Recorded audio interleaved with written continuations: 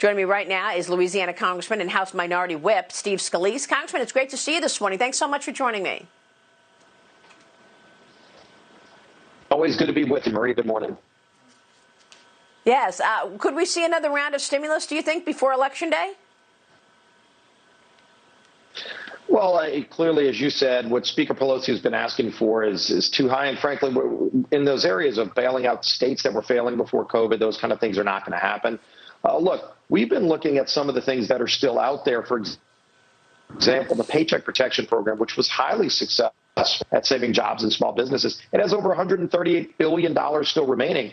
Congressman Shabbat from Ohio has a bill to free that money up for a second round for those businesses that are still struggling. We've been asking to bring that bill to the floor. In fact, Jamie Herrera Butler, a colleague of mine from Washington, is pushing. We have a lot of Democrats interested in that, where you don't have to reinvent the wheel. You got a program that worked. Those businesses that need help still, let them go for a second round without adding trillions more to our nation's debt. Those are the kind of things we'd like to see focused on as well.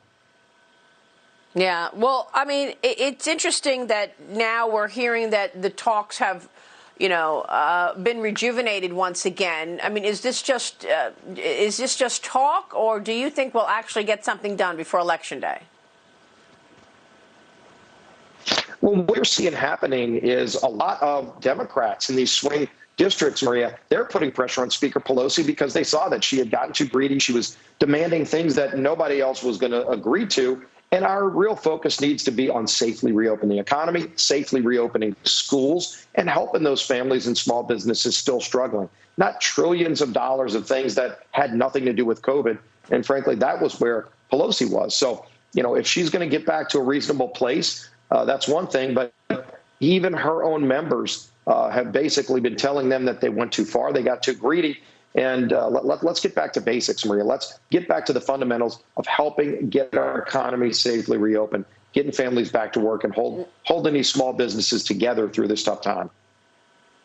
Meanwhile, President Trump introducing new health care measures yesterday to help Americans. Let's talk about that and making it U.S. policy to protect those with pre-existing conditions, banning surprise hospital bills, and providing 33 million Medicare recipients with a drug discount card, $200 drug discount card.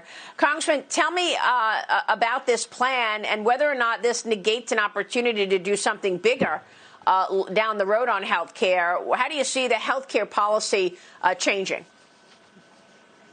This has been policy President Trump's talked about his whole tenure. Protecting people with pre-existing conditions has been a foundation of anything that we worked with President Trump on, and he's been very vocal about that, as well as focusing on lowering costs and putting patients back in charge of that relationship with their doctor. Those are all things that we've seen go away over the last 10 years.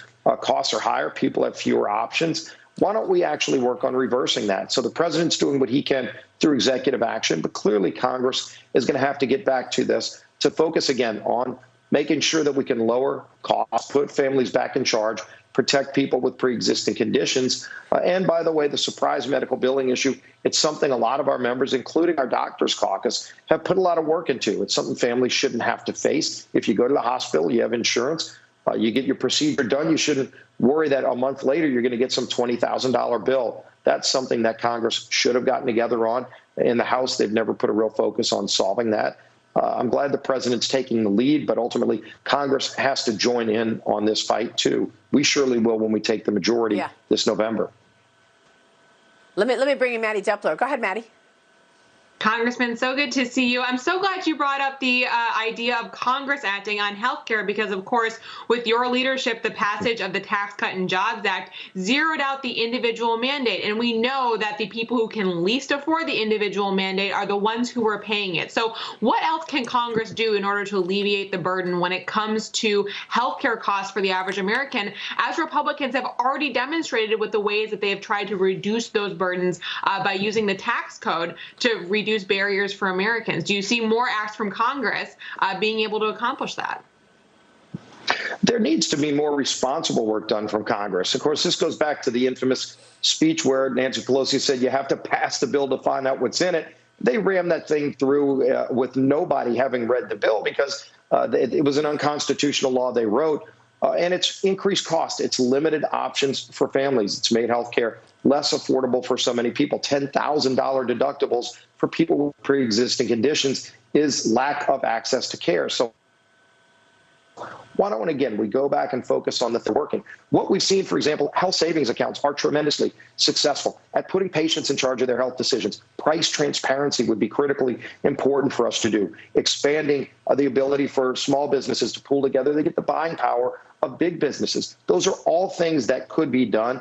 Congress hasn't addressed any of those under Speaker Pelosi. Frankly, I think families are hungry for that kind of bold leadership to put them back in charge of their healthcare decisions with their doctors, get these unelected bureaucrats in Washington out of the way, and then let's focus on lowering costs with better options for families. All right, we will leave it there. We'll be watching all the developments. Congressman, you said when we take the House in November, are you feeling good about this election?